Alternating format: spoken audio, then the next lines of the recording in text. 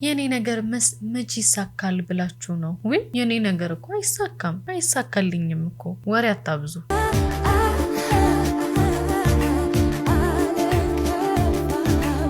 ሰላም ጤና ይስጥልኝ፣ እንደምን አላችሁ ውድ ቻናሌ ቤተሰቦች። ዛሬም በድጋሚ እንግዲህ በሌላ ቪዲዮ ተገናኝተናል በተመሳሳይ ሰዓት። ዛሬም ይዤላችሁ የመጣሁት ጠቃሚና አሪፍ ትምህርት ይሆናችኋል ብዬ ያሰብኩትን ነው። ለዚህ ቻናል አዲስ የሆናችሁ ሰብስክራይብ በማድረግ የደወል ምልክቷን በመጫን ወደ ቻናሌ እንድትቀላቀሉ ጋብዛችኋለሁ። ይህንን ቪዲዮ ከወደዳችሁት ደግሞ ላይክ ማድረጋችሁንና ለሌሎች ሰዎችም ሼር ማድረጋችሁን አትርሱ። እናንተም ትምህርት እንደሆናችሁ ሌሎችም ትምህርት ይሆናችኋል ማለት ነው። አስተያየት ካላችሁ ደግሞ አስተያየት ማስቀመጫው ስር አስቀምጡልኝ። ወደ ዛሬ ቪዲዮ እንሂድ። መግቢያው ላይ እንደነገርኳችሁ ለኔ ለምን ይሳካልኛል? ለኔ አይሳካልኝም። ህይወቴ እኮ የኔ እንደዚህ ነው፣ እድሌ እንደዚህ ነው። ኖ መጀመሪያ ውስጣችን ያለውን ሐሳብ ስለሆነ የምናወጣው ውስጣችን ያለውን ሐሳብ በመጀመሪያ ደረጃ መቆጣጠር መቻል አለ። ምን መሰላችሁ? ኔጌቲቭ ነገሮችን ሁሌ የምናወጣ ሁሌ ምክንያት የምናደርግ ሰበብ እናበዛ ከሆነ ሁሌም የሚሆነው ነገር በህይወታችን ውስጥ ኔጌቲቭ ነገር ነው። ነገር ግን ፖዚቲቭ ነገር የምናወጣ ከሆነ ግን ፖዚቲቭ ሐሳቦችን የምናወራ ከሆነ እኔ ጎበዝ ነኝ፣ እኔ እንደዚህ ማድረግ እችላለሁ፣ አሟል ሲባል ራሱ ኖ እኔ ጤነኛ ነኝ እኮ እግዚአብሔር ይመስገን ጤነኛ ነኝ ብለን ራሳችንን የምናሳምን ከሆነ ሁሌም ፖዚቲቭ ነገሮች ወደኛ ይሳባሉ። ልብ ብላችሁ አስቡ። አንድ ታማሚ ሆስፒታል ውስጥ ገብቶ በጣም ራሱን የሚያስጨንቅ ከሆነ ሁሌ ኔጌቲቭ ነገሮችን የሚስብ ከሆነ በቃ እኔ መሞቴ ነው፣ እኔ ምንም አይነት እድል የለኝም ከዚህ በኋላ በቃ እኔ ልሞት ነው ምናምን እያለ ከሆነ በሽታን ወደ ራሱ ነው እየሳበ ያለው። ለምሳሌ ቲንክ አሁን በቅርብ አርቲስት ፍልፍሉ በቅርብ እንግዲህ ፓራላይዝ ነበር አይደለ? ሰውነቱ ሆስፒታል ውስጥ ተኝቶ ነበር። እሱ ግን ካለው ጥንካሬ የተነሳ ፖዚቲቭ ነገሮችን ከማሰቡ የተነሳ ተመስገን ከማለቱ የተነሳ ቶሎ ድኖ የመነሳ ቻንስ ሰጠው። ገባችሁ አይደል? ፖዚቲቭ ነገሮችን ወደኛ በሳብን ቁጥር በህይወታችን ውስጥ የሚከናወኑ ነገሮች ፖዚቲቭ ነገሮች ናቸው። ጥሩ ነገር ባሰብን ቁጥር ፖዚቲቭ ነገሮች ይመጣሉ። ነገር ግን ኔጌቲቭ ነገሮችን እያሰብን ሁሌ ህይወታችን ውስጥ ስልቹ ከሆነን ህይወቱ ራሱ በቃ ማለት ላይፍ ታይማችንን ራሱ እያሳጠረን ነው እኮ የምንሄደው። ህይወቱ ራሱ ይሰለቸናል። ስለዚህ ቃላት ኃይል ስላላቸው የምንናገራቸውን ነገሮች ተጠንቅቀን ማድረግ መቻል አለብን። አንድ ደግሞ ሌላው ማለት ነው፣ ይሄ ደግሞ ለወላጆች የሚጠቅም ነው። አንድ ምሳሌ ልንገራችሁ። የሆነች ልጅ በወንድሞቿ በቤተሰቦቿ ተከባ የምታድግ ልጅ አለች። ኢማጂን አርጉ እንደዛ። ከዛ በኋላ የሆነ ዘመድ ይመጣል፣ ጎረቤት፣ በማህበር ውስጥ ያሉ ሰዎች ይመጣሉ እና ማለት ነው እሷን ለይተው አቢዩዝ የሚያረጓት ከሆነ አንቺ ምንድነው ከነሱ የተለየሽ ይሆንሽው? እቺ ደግሞ የማነች ፉንጋ የማነች እቺ ደግሞ ቀጫጫ የሆነች ሰውነቷ አይወፍርም እንዴ ምናምን የሚሉ አይነት አመለካከት ሲሰጡ፣ በነገራችን ላይ ይሄ አንዳንድ ሰው የሆነ የልቡን የፍቅሩን ግልጽ ለማድረግ ያወራል።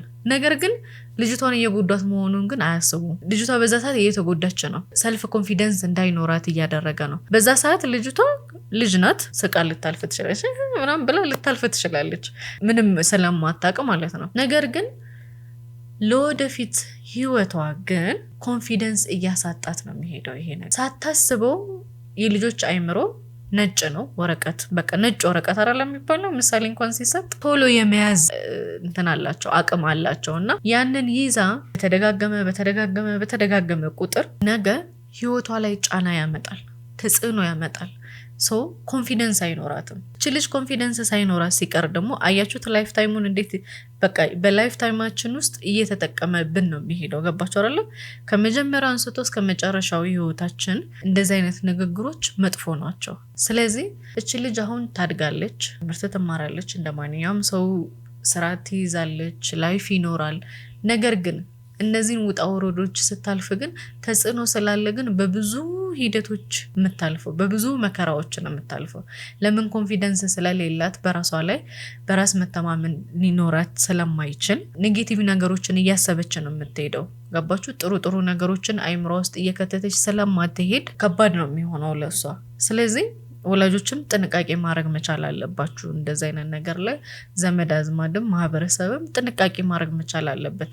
ለልጆቻችን የምንሰጣቸው አመለካከቶች ገና ከወዲሁ ጥሩ ነገር እየቀረጽን ካልሄደን ነገ ህይወታቸው ላይ እየተጫወትን ነው የምንሄደው። በእኛ ማህበረሰብ አይኖ ብዙ ላይ ለመድ ይችላል። ግን አሁን ደግሞ በብዛት የሚፈጠረው ትውልድ ራሱ አክቲቭ ነው። ግን ነገር ግን ደግሞ ቤተሰብ ሲስለው ደግሞ ቤተሰቦቻቸውም በብዛት ወጣት ናቸው። እኛ ገቡት በብዛት በእኛ ጄኔሬሽን ብዙን ጊዜ ወጣት ነው የሚጋባው እና ያ ጥሩ ነው ብዬ አስባለሁ። ድንገት ከልጅ ጋር ቀረቤታ ሊኖር ስለሚችል አሪፍ ይሆናል ላይፋቸው ላይ የሆነ አሪፍ ነገር ቀርጸው ያልፋሉ ብዬ አስባለሁ። እና ብዙን ጊዜ ጥንቃቄ ማድረግ መቻልም አለብን ለልጆች። እዚህ ቃላት ኮንፊደንስ ያሳጣል፣ ቃላት እስከ ሞት ያደርሳል። የሰው ንግግር በህይወት ውስጥ ከባድ ተጽዕኖ አለው። የሰውን የሚሰጡንን ንግግሮች መስበር መቻል አለብን። ተጽዕኖ ስላለው እናንተ ያ ሰው ኔጌቲቭ ነገር ሲያወራችሁ እናንተ መስበር መቻል አለባችሁ። አንቺ እኮ እንደዚህ ነሽ፣ አንቺ እኮ ሰነፍ ነሽ፣ አንተ እኮ ሰነፍ ነህ። ኖ ሰነፍ አይደለሁም፣ ራሴን መለወጥ እችላለሁ ብላችሁ ራሳችሁን ማሳመን መቻል አለባችሁ። ለምን ያ ሰው የሚለን ነገር ውስጣችን እያስገባን እየቀረጽ ነው፣ ላይፍ ታይማችንን እያበላሸብን እየሄደ ያለ ነገር ስለሆነ ውስጣችን በገባ ቁጥር የኛንም ህይወት እያበላሸ ነው የሚሄደው። ጥንቃቄ ማድረግ መቻል አለባችሁ። ቃላት ይሄን ያህል ኃይል ካላቸው እንዴት ነው መጠንቀቅ ያለብን? እንዴት ነው መጠንቀቅ የምንችለው የሚለውን ነገር ስናስብ ደግሞ ሰዎች እንዳይጎዱን እኛም ሰዎችን እንዳንጎዳ ብልጥ መሆን መቻል አለብን። የሆነ ሰው ኔጌቲቭ ቃላት እንደነገርኳችሁ ሲናገረን መስበር መቻል አለብን። ሰዎች የሚናገሩንን ጠማማ ንግግሮች እናንተ ደግሞ ወደ ፖዚቲቭ ንግግር ቀይራችሁ መስበር መቻል አለባችሁ። እናንተን ሊያበረታ የሚችል የእናንተን ህይወት ሊለውጥ የሚችል ፖዚቲቭ ንግግሮችን ፖዚቲቭ ኢነርጂዎችን እየተናገራችሁ መስበር መቻል አለባችሁ። የሰው ንግግር ሊሰብራችሁ አይችልም። የሰው ንግግር ህይወታችሁን ሊጎዳችሁ አይችልም። እናንተም ደግሞ በዛው ልክ የዛን ሰው ደግሞ ህይወት ደግሞ በኔጌቲቭ ወይ መስበር መቻል የለባችሁ። እናንተም ለሰው መጥቀም አለባችሁ። ሰውም እናንተን ሊጎዳችሁ ሲመጣ ደግሞ ራሳችሁን መጥቀም መቻል ትችላላችሁ። ንግግሮች በጣም ኃይል አላቸው። ለምን ውስጣችን የሚቀመጥ ነገር ነው። እኛም ደግሞ ከውስጣችን ስናወጣ ቃላት ኃይል አላቸው። ስለዚህ ጥንቃቄ ማድረግ መቻል አለብን። ዋነኛውና ሌላው ደግሞ የቃላት ኃይል ራሳችን የምናመጣቸው ቃላቶች ራሱ ስለ ራሳችን የምናወራበት መንገድ እኔ እኮ ህይወቴ እንደዚህ ሆኗል፣ እኔ እኮ ህይወቴ ተበላሽቷል፣ እኔ እኮ ህይወቴ አይሳካልኝም፣ የኔ ህይወት እኮ እንደዚህ ነው፣ የኔ እድል እኮ እንደዚህ ነው፣ እንደሌላው ህይወት ደስተኛ መሆን አልችልም፣ ሰነፍ ነኝ፣ እኔ ይህንን ማድረግ አልችልም፣ በህይወቴ ኮንፊደንስ የለኝም የምንላቸው ቃላቶች ራሱ እኛን ሰነፍ እንድንሆን ያደርገናል። ገባችሁ አይደለ? እኔ እኮ እንደዚህ መሆን አልችልም። ዋይ እናንተ ከሌሎች ሰዎች ምንድን ነው የሚለያችሁ? ሌሎች ሰዎችም እኮ እናንተ እንደመጣችሁት አመጣጥ ነው የመጡት። ገባችሁ አይደለ? ፕሮሰስ አለው። ይወለዳሉ፣ ያድጋሉ፣ ይማራሉ፣ ስራ ይዛሉ፣ ያገባሉ፣ እነሱም ሌላ ትውልድ ይተካሉ። የእናንተ ላይፍ ለምንድን ነው እየተለወጠ የማይሄደው? እነዚህን ፕሮሰስ ያደርጉ እኮ እየተለወጡ ነው የሚሄዱት አይደለ? በራሳቸው ላይ፣ በህይወታቸው ላይ፣ በማህበረሰቡ ላይ ብዙ አይነት ለውጦችን እያሳዩ ነው የሚሄዱት አይደለ? እናንተ ከዛ ሰው ለምንድን ነው የምትለዩት? ኔጌቲቭ ወርዶችን ወደኛ የምንስብ ከሆነ ቃላት ኃይል አላቸው። ፕሊዝ ራሳችሁን መጠበቅ አለባችሁ።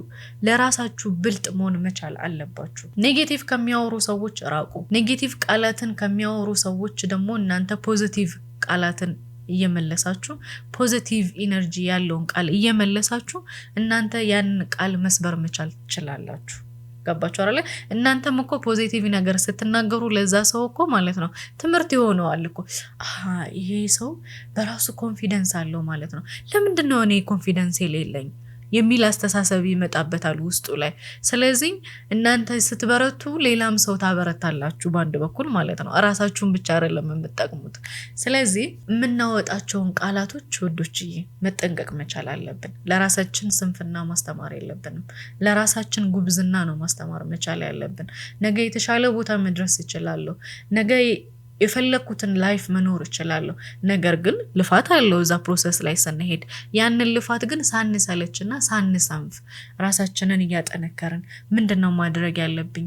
ኦር ኤኒ ፕሮግራም ማውጣት ከቻላችሁ ፕሮግራማችሁን አውጥታችሁ የምትኖሩትን ላይፍ መኖር ትችላላችሁ። በሂደት ኔጌቲቭ ነገሮችን አስወግዳችሁ ፖዚቲቭ ነገሮችን እያሰባችሁ ከአፋችሁም የሚወጣውን ነገር ፖዚቲቭ ነገር እያወጣችሁ ህይወታችሁን መቀየር ትችላላችሁ።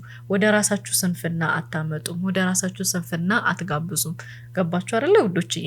እስካሁን ደስ እየተመለከታችሁ ከሆነ ይሄንን ቪዲዮ ወዳችሁታል ማለት ነው። ላይክ ማድረጋችሁን እንዳትረሱ፣ ለሌሎችም ሼር ማድረጋችሁን አትርሱ። ስንፈት ለኛ አይጠቅምም። ኔጌቲቭ ቃላትን አትጠቀሙ ውዶችዬ። ለዛሬ የነበረኝ ቪዲዮ ይሄንን ይመስል ነበረ። አሪፍ ቆይታ እንደነበረን ተስፋ አደርጋለሁ።